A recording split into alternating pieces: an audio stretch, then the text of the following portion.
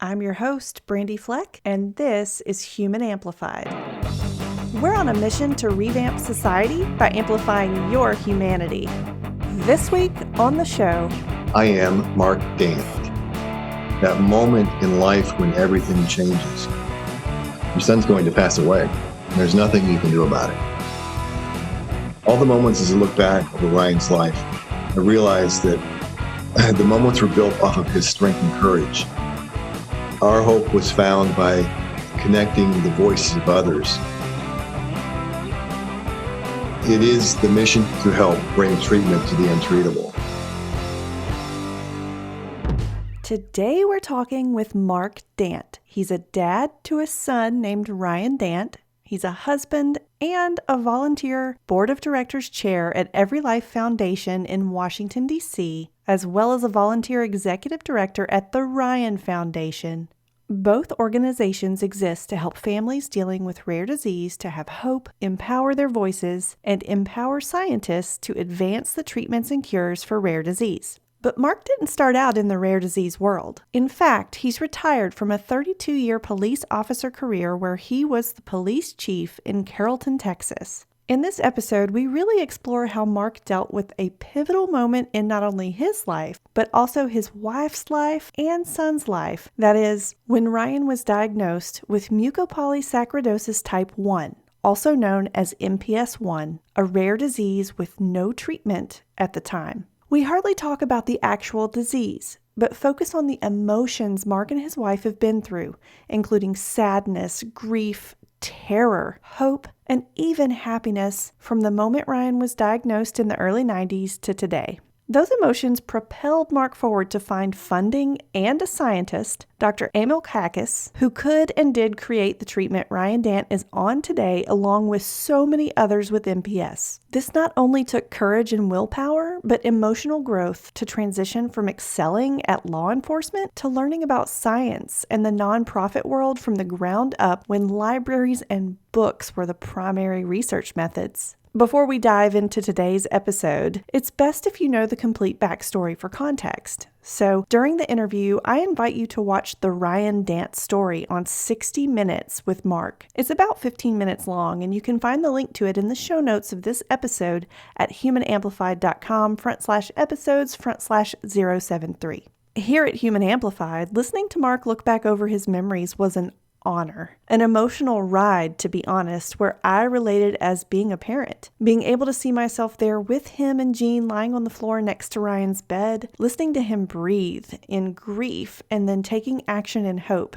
This episode will bring you to tears more than once. Tears of empathy and knowing how hard grief is and how having a child is like wearing your heart outside of your chest. And then tears of joy when you hear of the power held by a group of people on a mission to change the future. Get ready to hear about an amazing chain of events that will blow your mind and inspire you to do what others say can't be done. You guys, I'm so excited about something that has been months in the making. In the next 2 weeks, I'll be opening an online course for beta testing. It's called Overcome It, Break Negative Cycles to Find Freedom from Your Past and Peace in Your Present. It's packed with 5 hours of instruction based on science, philosophy, and personal experience with strategies, tactics, and actionable advice. Beta testing involves taking the course before it's fully released to receive the benefits and results in exchange for honest feedback. If you or someone you know has trauma in your past and would like to participate as a beta tester, contact me, Brandy, at humanamplified.com/contact. Spots are limited, so act now. My name is Mark Dant. I am a parent, first and foremost, a husband, a father, obviously. What I do now is I'm retired from a former career. I was a police officer in Texas for 32 years. My wife and I moved back to Louisville, Kentucky, where we grew up, to take care of our parents and live happily ever after here. What our passion is obviously our son. And our son was diagnosed with a very rare disorder, genetic disorder called MPS 1 or mucopolysaccharidosis type 1, a long time ago. So what I do is now I am a volunteer executive director of the Ryan Foundation, which funds science for rare disorders. I'm also the board chair of the EveryLife Foundation for Rare Diseases, a nonprofit based in Washington, D.C., to help move forward science-based public policy. Amazing. That is so awesome. So, when I was looking into your background and your story, and we talked a little bit before we got on this interview, I saw that your son is the longest treated person in the world with MPS 1. That's still true, correct? That's accurate? That's accurate, yes. Okay. So that's amazing. And just saying that, what does that bring up for you? It brings up remarkable memories of sad times, but empowering times. It brings up memories of hope brought to us by action from others Ooh. cared enough to move forward with us to try to find an answer for our son. And in so doing, found an answer for the world. And I truly believe because of the incredible scientist who developed the therapy that Ryan is now the longest treated person in the world on, he truly kicked off what some have titled the golden age of rare disease treatments because of his tenacity of not giving up on science and focusing first, foremost, and always on the opportunity to treat the untreatable, and that's those with rare disease. So I look back on Ryan's journey and our family's journey. I see so many moments of hope and sadness and terror and happiness. And I look forward to tomorrow, which is the greatest gift we all have, and oftentimes are lost when it's taken away. Yeah. Wow. Okay. So, to provide some context for our listeners, your son being alive today is in large part due to your efforts to find treatment options and answers when there were none. And you alluded to that a little bit, the scientist who helped with that. You dedicated your life to raising money, finding a scientist, doing research when nobody was, and then trying out the new treatment. At the time this mission started, you didn't think your son would live past the age of 12. So, what was that like for you? It's the most terrifying moments in a family's journey is when a physician brings you to the office and sets you down in front of a team of physicians and tells you there basically is no tomorrow. When our son was little, he was 3.5 when my wife and I decided to enroll him in a more structured daycare so he could learn to be the big brother because we had hoped to have, I wanted 5 kids and my wife Jean wanted 3. So we would have somewhere between 3 and 5, probably 3. Mhm. So we wanted Ryan to learn how to be a big brother by playing with other children. So Jean brought Ryan to a preschool, pre-daycare physical. And a very astute young pediatrician named William Coco in the Dallas area looked at Ryan and thought there were a few things that were not ordinary. His liver and spleen felt large to him, and his head was large. To us, he looked like the normal average kid. I'm a pretty big guy, so I thought Ryan was just going to be a pretty big guy. He loved baseball even at the age of 3.5. He could throw an overhand fastball that was really hard to catch. It sounds ridiculous, but it was really true. Sweetest kid. Nothing was wrong with Ryan. Mhm. Dr. Coco was so concerned that before Jean left the office, I didn't go because it was too preschool physical. He turned around and called Dallas Children's Hospital and made an appointment for Ryan to see a geneticist. Okay. That concerned Jean immensely. For some reason, I wasn't concerned because I knew there was nothing wrong with Ryan.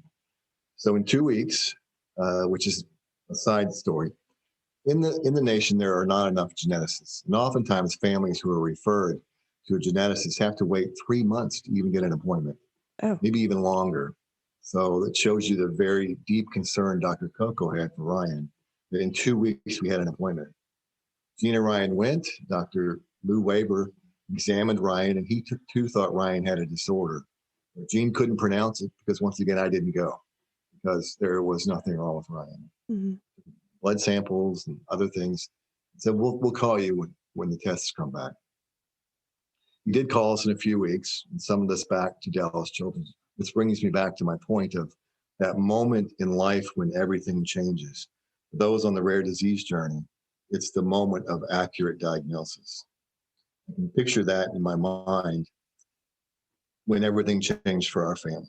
Sitting in front of us, I went with Gene and Ryan that time because I was going to tell the doctor, thanks anyway, but we'll keep an eye on it, and we all know there's nothing wrong with Ryan. But when the doctor walked in, he was to be by himself, maybe a nurse, but he came in with two other doctors and a family counselor and a genetic counselor.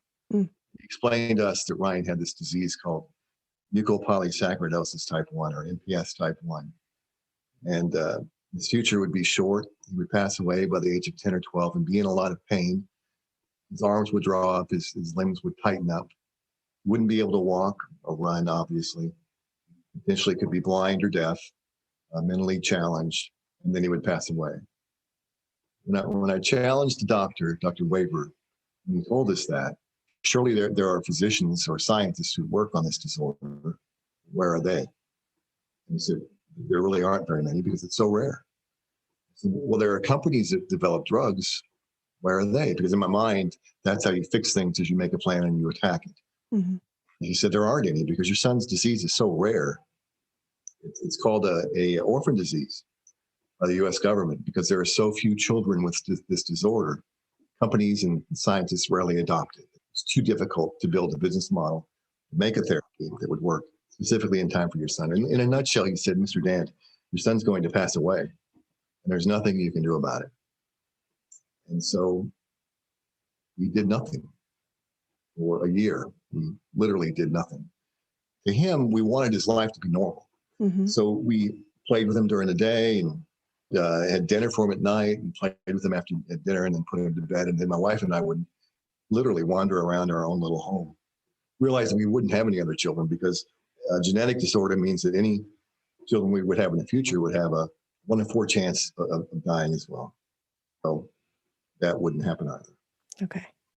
Where was Ryan when the doctors came in and gave you that news? You know, as we look back in our life, now I'm sure you're the same way. There are certain moments in your life where you have it's a snapshot. It's like a picture from your cell phone that stays with you forever. I have a snapshot of that moment. When the doctors walked into the room, we were in there forever because doctors are notoriously late. This one was as well. I remember blowing up an examination glove and drawing stitches like a baseball on it. Mm-hmm. And he and I were throwing it around like we were playing baseball. The moment the door opened, Ryan quickly climbed up on Jean's lap. He was sitting to my right, turned and faced her and put his face away from the doctors. So he was there listening, but he was 3.5. So the only thing he noted was, and this is the moment of my snapshot, is Ryan taking the back of his hands and wiping Jean's tears from her cheeks because she was crying. And he kept saying, well, it's going to be okay, Mom. It's going to be okay, Mommy. But he didn't know. Jean and I knew. And we also knew that nothing would be the same ever again. Yeah. So what are some of your proudest moments with your son that you had over the years? Can you describe them in detail? These are more of my snapshot. Okay. And I'm convinced that every person alive has a snapshot in their mind of certain moments in time that changed their tomorrows. Mm-hmm. And I have that snapshot. But many of my proudest moments are of Ryan as he is pulled away from Jean and I for his surgery. He's had about 14 now. Okay. To help fix the problems that come about because of his disorder. And the strength he exhibits at those moments.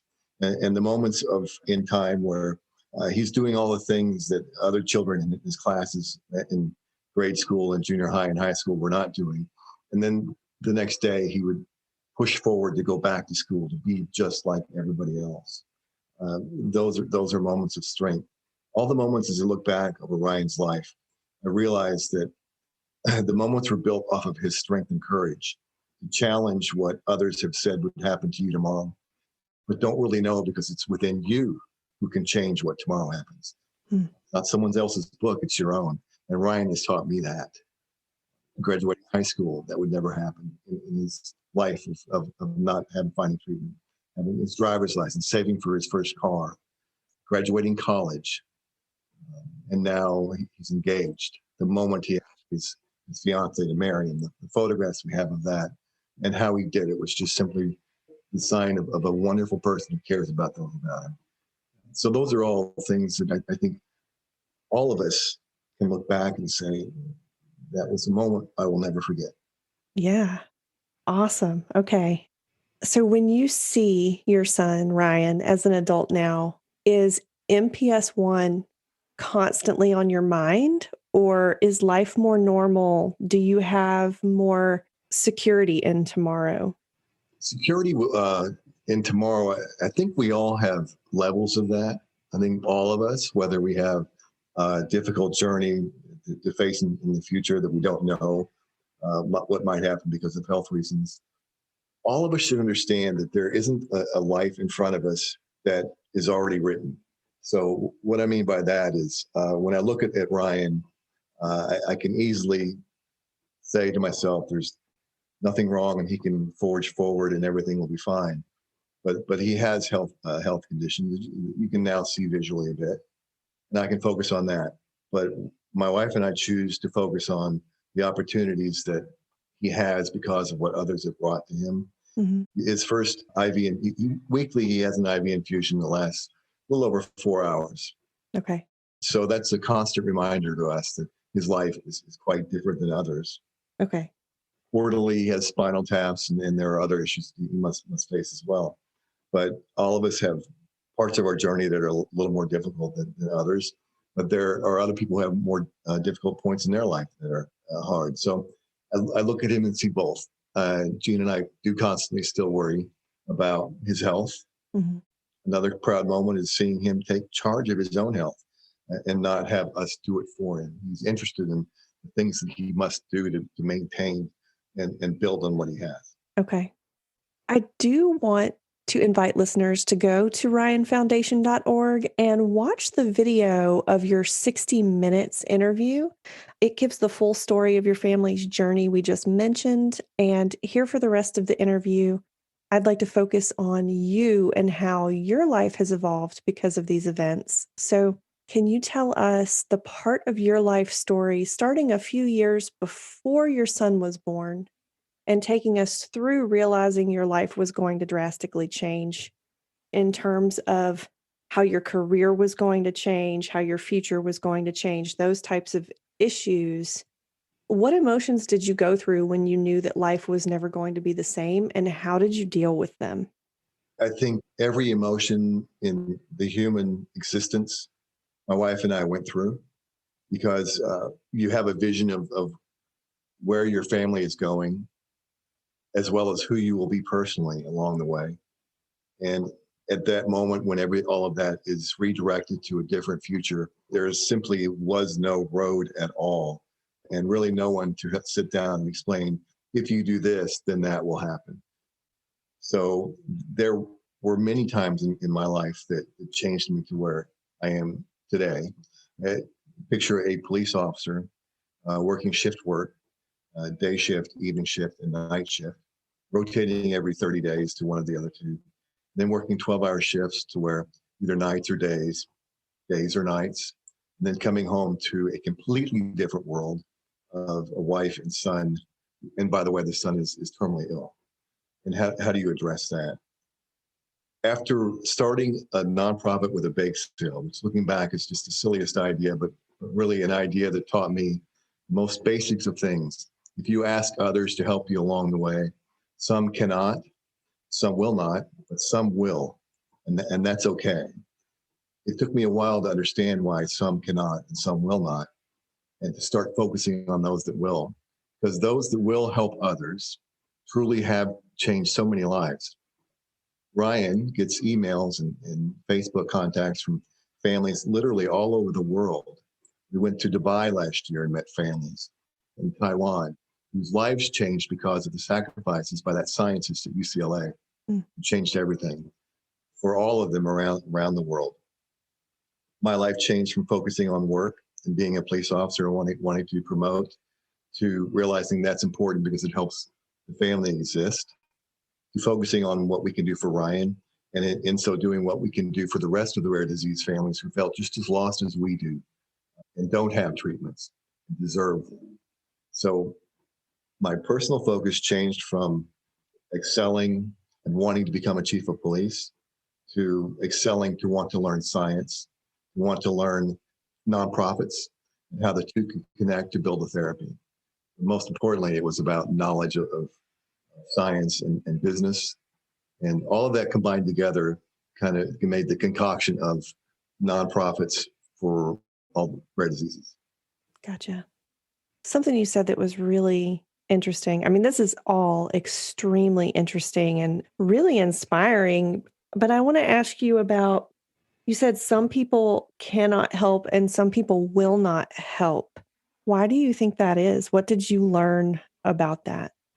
It took me a while, a long while, because, when you're told that tomorrow is not going to be here for your child, and there really is no reason to plan for tomorrow, it's so painful that for me personally, I lost a lot of good friends because of me, not because of them, but because of my inability to understand that every life has some challenges, and I don't know what their challenges were, but they didn't have the time they didn't have the ability at that time to help. And it made me angry. I didn't understand it, how they could not help this sweet little boy. Hmm. But looking back, I realized that maybe they couldn't help. Maybe they had so many difficulties in their own life that I don't know about and didn't ask. I was so selfish about wanting other people to help me. What is it that I should have done and could have done that could have helped them?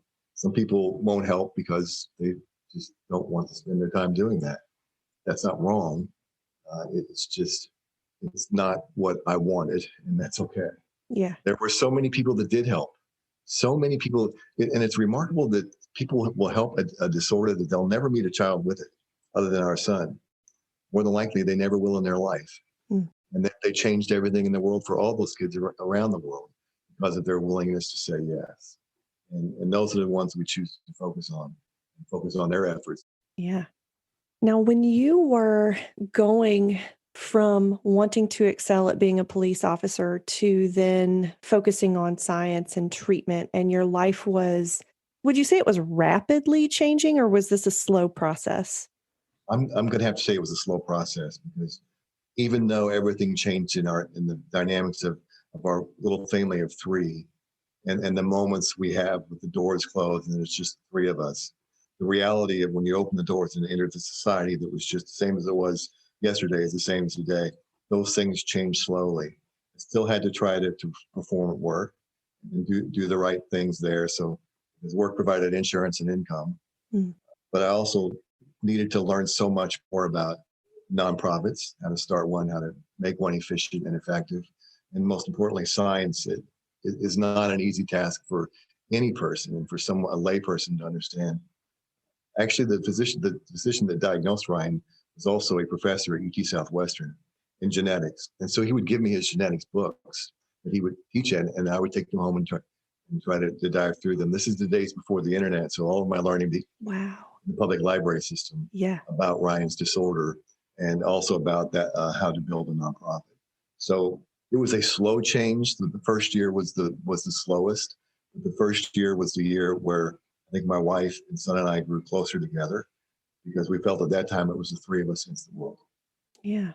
Do you specifically remember any mindset shifts that you had to make to get into the different life that you ended up with? How did you get through it? I mean, what did you do to make that shift mentally?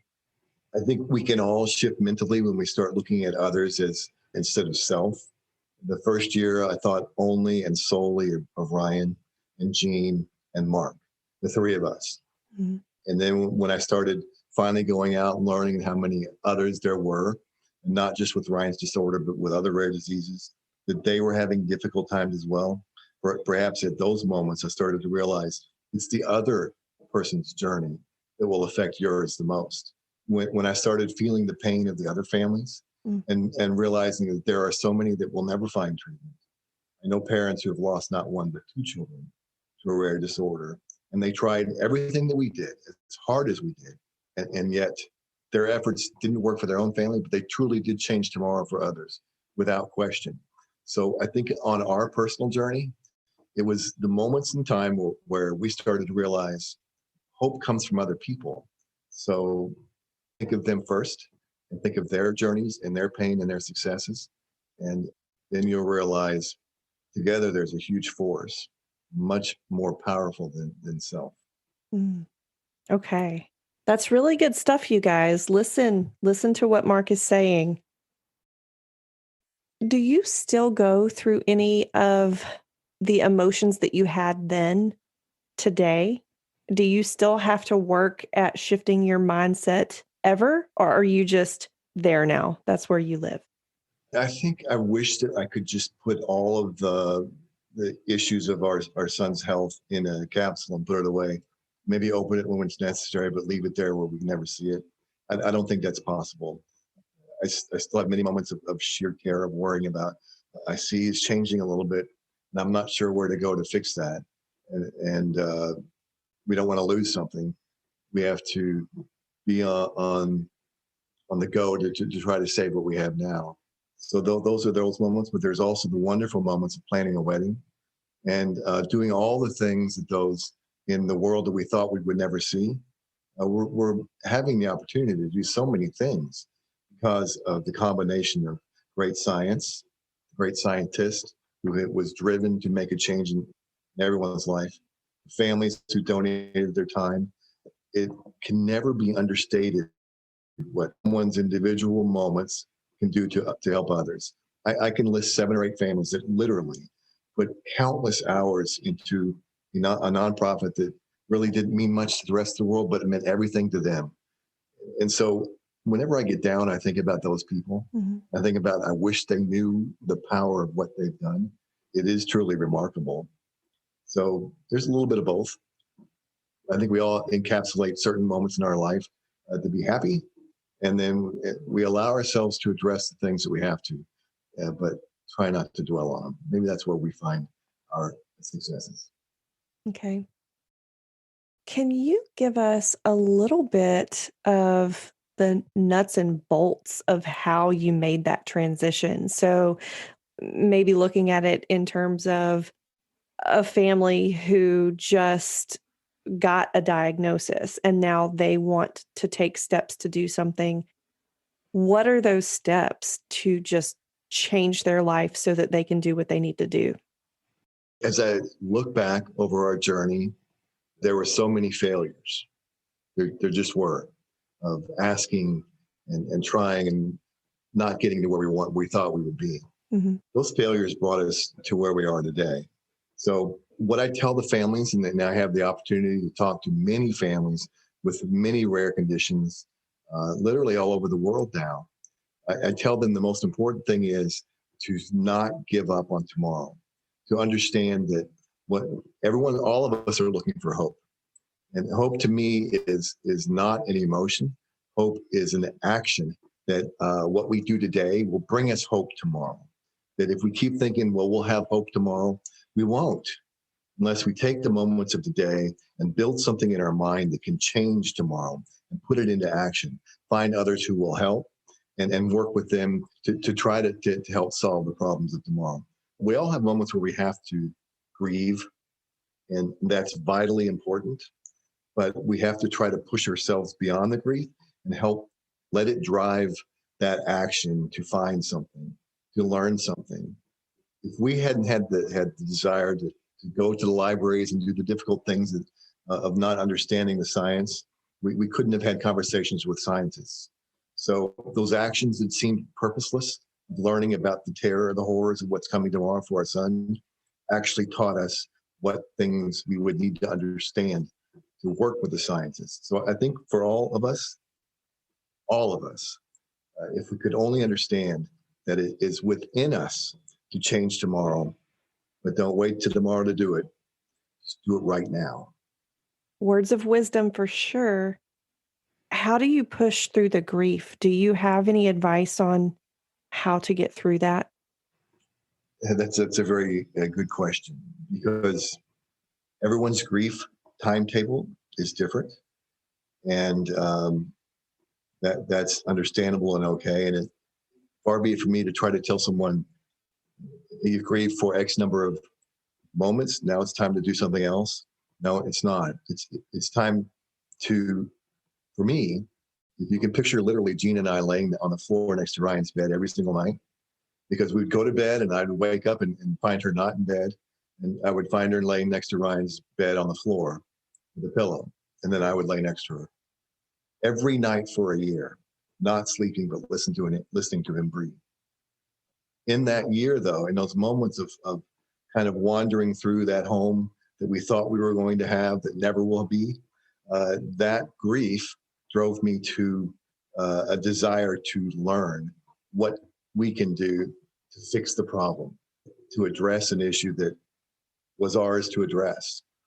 I think grief drove us off the floor, and one step at a time. We have the power to do it. It's in our mind. Mm-hmm. We just have to allow ourselves to say it's okay to grieve now, and now I'm going to do something different. Yeah. Whatever it is, do that. Does that action help alleviate the grief? Because when the hope comes in, does the hope sort of counteract it, you think? I think that's what hope is. People like to say hope is an emotion, and hope never gives you anything. But I think hope gives you the ability to step on the accelerator and realize I have the ability to do something about this problem. Picture that bake sale that I talked about, that we raised a massive amount of $342 to try to save someone's life, to save our little boy's life. And we actually, the bank for that bake sale was, in the old days, dads used to hand out cigars when their baby was born. I had an empty box of cigars that I'd handed out the night Ryan was born. And I thought it was appropriate that we would use that as the bank that would collect the funds and save his life. When I got in my car and drove back to our driveway, and I sat in the driveway, it was raining. I remember opening the box and seeing coins and dollar bills, Mm-hmm. counting it to a massive total of $342. But in that moment of grief, of seeing that there wasn't much there, of realizing we can't save Ryan with $342, believe it or not, there was hope. It felt kind of good to actually say, we are going to do everything we can, Mm-hmm. everything in these moments to change tomorrow's. And that feeling of action gave me hope that something can happen tomorrow. Mm. Our family, because of all the other families that helped, and that scientist, we found our tomorrows in the hope of that little cigar box with $342 in it. Gosh, I've got so many questions. I want to know what you did with that $342, and then how did you find that scientist? We actually put it in the bank. We started an account in one of the banks there in our town there in Texas, entitled the Ryan Foundation for MPS children. And I got a few articles in the newspaper and asked for other families to donate. We got some donations that way. So that's where the 340. But it was the seed money that brought us to the next thing, which were chili cook-offs and other bake sales and raffles, and I had a boxing tournament, and just all kinds of silly things that brought us to bigger fundraisers and meeting more people. Okay. That's where that came from. Okay. So then when you met more people, is that how you finally connected with the man who came up with this treatment for your son? Everything, I bet it's the same in your life. When you look back and try to connect the dots, you look forward, the dots aren't there, and they never make sense. Mm-hmm. You would never suggest that you're living where you are today because of what happened yesterday. But frankly, you're living where you are today because of what happened yesterday. Yeah. So when I look backwards and try to connect the dots, they all make sense. My wife worked for American Airlines at the time, so we had the advantage of being able to fly around the world for free, just on standby. So in the library, I looked everywhere for anything on Ryan's disorder. I found a flyer on an international symposium on something called lysosomal storage disorders, which is what classification where Ryan's disease is. And all these wonderful scientists were going to be there and presenting. So I got a passport because I didn't have one, didn't need one. Mm-hmm. Got on a flight and flew to Dusseldorf, Germany. And there in Dusseldorf, I saw a pretty famous scientist present on another disease called Gaucher. And he talked about his treatment where he developed an enzyme replacement therapy that was a weekly IV. Actually, after he presented, I followed him off the stage, down the hall, and towards his hotel room. He saw me following him. So he turned around and stopped. And I was videotaping his presentation because I wanted to look at all the words I didn't understand and look them up. Hmm. That's usually what I did when I went to a conference. On the first few minutes of the videotape was Ryan playing baseball at age 4. And so I said, look at this. Actually set the camera on his shoulder and had him look through the eyepiece. And he watched Ryan playing baseball. He ran at second and at third. He said, well, he's very cute. How old is he? He's 4, but he has MPS type 1. Let me ask you, is it possible for you to do what you did for this disease called Gaucher for MPS 1? He asked some more questions, but then he asked really 2 things very important. He said, well, how old is he? I told him that. And then he said, well, I'm going to be frank with you. You don't have enough money because it's going to take a lot of money. You don't have enough time because your son is 4. But it is possible. He said, it's possible. Mm-hmm. When you think about all the things that people say is impossible, you hear that word possible, that gives you hope because it's an action that drives you to tomorrow. So we funded a symposium in the U.S. The Ryan Foundation did. They partnered with the National MPS Society, brought all the people with this disease to Orlando, and we brought in scientists. And I brought in a scientist I'd read a lot about in the public library. Her name was Elizabeth Neufeld. I saw her in a bar that night. I went up and talked to her about the scientist in Germany. And she said, well, it's not only possible. I have a young researcher working in a World War II era Quonset hut behind the county hospital in Torrance, California. He says he can do it. He's a former student of mine. He's brilliant, but he has no funds. He's going to end up closing his lab. But I think his science will work. Next morning, I called this doctor, Dr. Emil Kakis, and said, you don't know who we are, but every dollar we raise is coming to you, and we want to come see you. Gina and Ryan and I flew out to LA.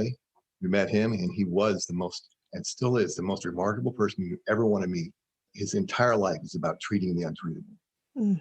Developed the therapy. We partnered with him and brought in the cash that a good portion of the cash that he needed to move forward faster. And the trial started a few years later. Ryan was the 3rd person treated in a 10-patient trial. The first 2 have since passed away. But for Ryan and so many others, success came from asking the right questions and finding the right people who would bring hope. And he was the one that did it. Man. Connecting the dots. Yeah. Gosh. Thank you for sharing all of this. It's like giving me chills. It's just incredible. That seems like such an adventure and so much effort and energy put into this mission to treat the untreatable. What does a day in your life look like presently? Is it still this mission? It is the mission to help other families understand that it is their voice that can empower others to help bring treatment to the untreatable. As retired now from my previous career, my time with the Ryan Foundation is still all volunteer as it always was. My time with the EveryLife Foundation for Rare Diseases in DC is volunteer as it always has and will be. Our mission there is to find the families with rare disease who truly need help, and we all need help, to let all of us understand that together our voice is quite powerful, realizing that there are over 7,000 rare diseases. Only 5% of them have a treatment. All the others are still wandering and looking and wanting to find their tomorrows, to find their hope.